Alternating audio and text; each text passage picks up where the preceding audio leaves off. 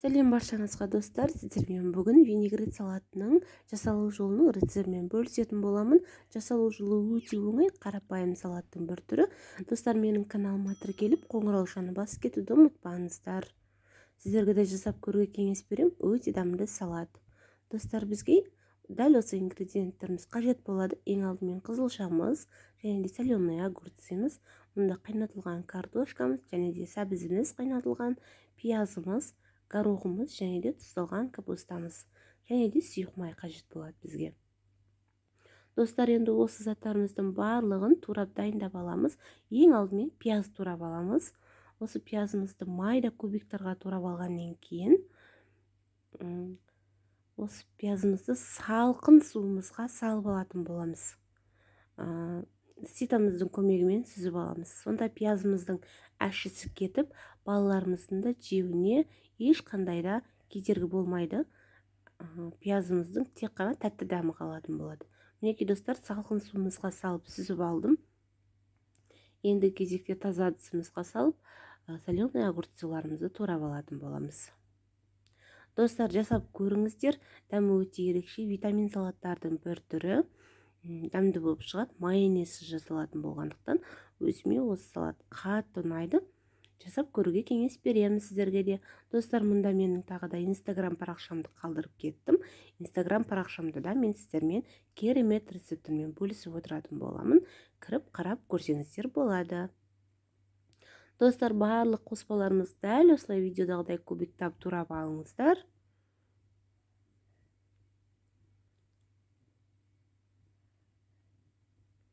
Кейбір кісілер жұмыртқа қосып дайындайды, өз қалауларыңызша.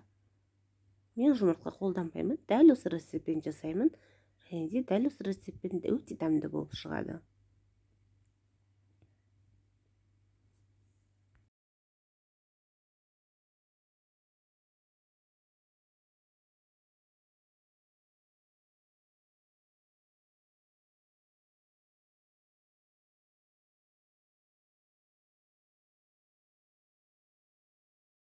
Достар, мінекей барлық қоспаларымыз турап алғаннан кейін үстіне тұздалған капустамызды саламыз.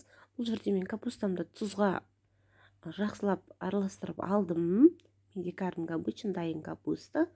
Кішкене сөлін шығарып алдым. Достар, осы жерде айта кететін жайт, барлық затымызды турап алғаннан кейін оны жеке алып қоятын боламыз. Ал қызылшамызды жеке турап аламыз.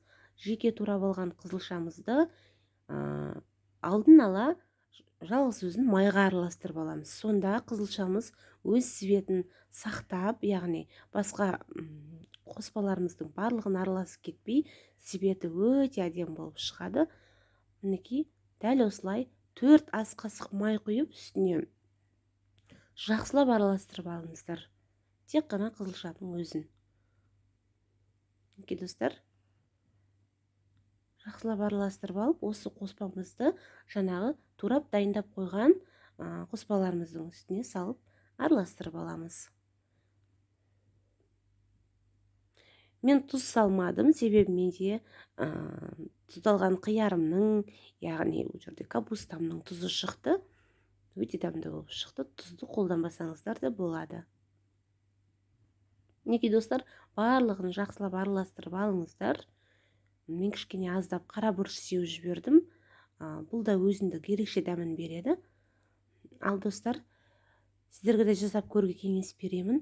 Каналға тіркеліп кетуді ұмытпаңыздар. Лайк, комментарий жазып, қолдап кетуді ұмытпаңыздар. Достар, мінекей өте дәмді витамин салатымыз дайын. Бізге ас болсын.